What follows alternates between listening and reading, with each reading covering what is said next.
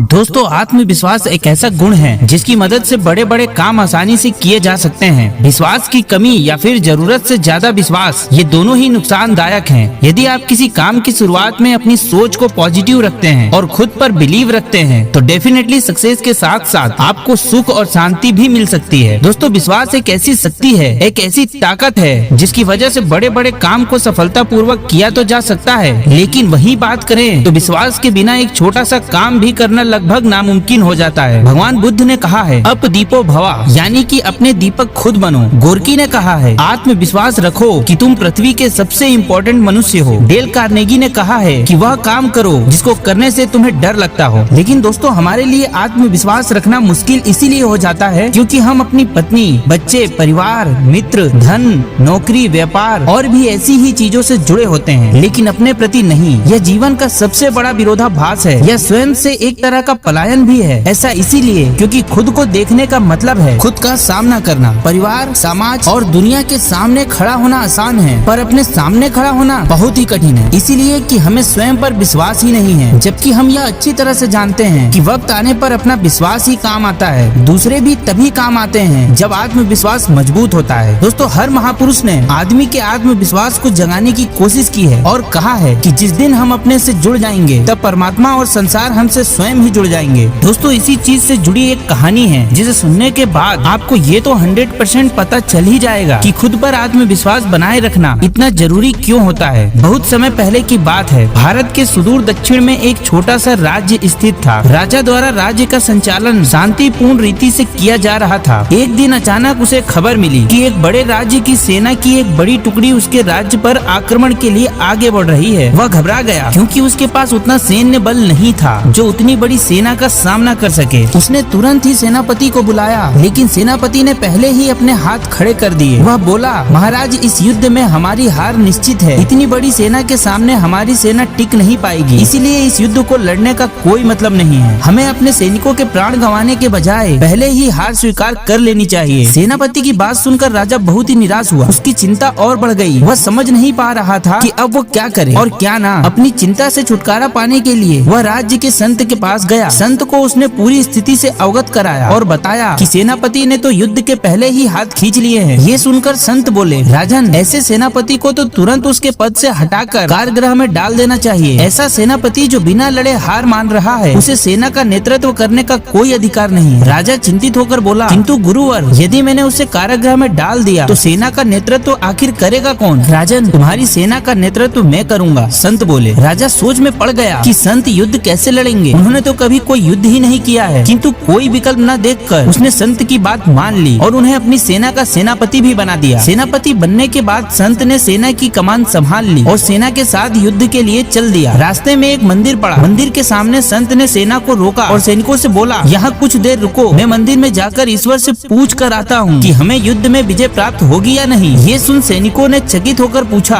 मंदिर में तो भगवान की पत्थर की मूर्ति है, वह कैसे बोलेगी? इस पर सेना की कमान संभाल रहे संत ने कहा, मैंने अपनी सारी उम्र देवीय शक्तियों से वार्तालाप किया है, इसीलिए मैं ईश्वर से बात कर लूंगा। तुम लोग यहीं रुककर मेरी प्रतीक्षा करो। यह कहकर संत मंदिर में चले गए। कुछ देर बाद जब वे वापस लौटे तो सैनिकों ने पूछा, ईश्वर ने क्या कहा? संत ने उत्तर दिया, ईश्वर ने कहा है कि यदि रात में इस मंदिर में प्रकाश दिखाई पड़े तो हमारी विजय निश्चित है। पूरी सेना रात होने की प्रतीक्षा करने लगी। रात हुई तो मंदिर में उन्हें प्रकाश दिखाई पड़ा। यह देखकर सेना खुशी से झूम उठी। उन्हें विश्वास हो गया कि अब वे युद्ध जीत ही लेंगे। उनका मनोबल बढ़ गया और वे जीत के मसूबे में युद्ध के मैदान में पहुँचे। लगभग 3 दिन तक चले युद्ध में सैनिक जी जान से लड़े। फलस्वरूप उनकी विजय भी हुई। विजयी सेना के वापस आते समय फिर वही मंदिर पड़ा। तब सैनिकों ने संत से कहा कि ईश्वर के कारण हमारी विजय हुई है, आप जाकर उन्हें धन्यवाद दे आए। संत ने उत्तर दिया, इसकी कोई आवश्यकता नहीं है। यह सुन सैनिक कहने लगे, आप कितने कृतज्ञ हैं। जिस ईश्वर ने मंदिर में रोशनी कर हमें जीत दिलाई, आप उनका धन्यवाद भी नहीं कर रहे हैं। तब संत ने उन्हें बताया, उस रात मंदिर से आने वाली रोशनी एक दिए की थी और वह दिया मैं वहाँ जला कर आया था। दिन में तो वो रोशनी दिखाई नहीं पड़ी, किंतु रात होते ही दिखाई देने लगी। दिए की रोशनी देखकर तुम सबने मेरी बात पर विश्वास कर लिया कि युद्ध में विजय हमारी होगी। इस तरह तुम सबका मनोबल बढ़ गया और तुम जीत के विश्वास के साथ युद्ध के मैदान में गए और असंभव लगने वाली विजय तुमने प्राप्त की। दोस्तों, जाते जाते मैं बस यही कहूँगा, इस दुनिया में सबसे हसीन पौधा यकीन का होता है, जो जमीन पर नहीं दिल में उगता है। बस अपने आप पर भरोसा रखो, फिर तुम खुद ही जान जाओगे कि जिंदगी को कैसे जीना है।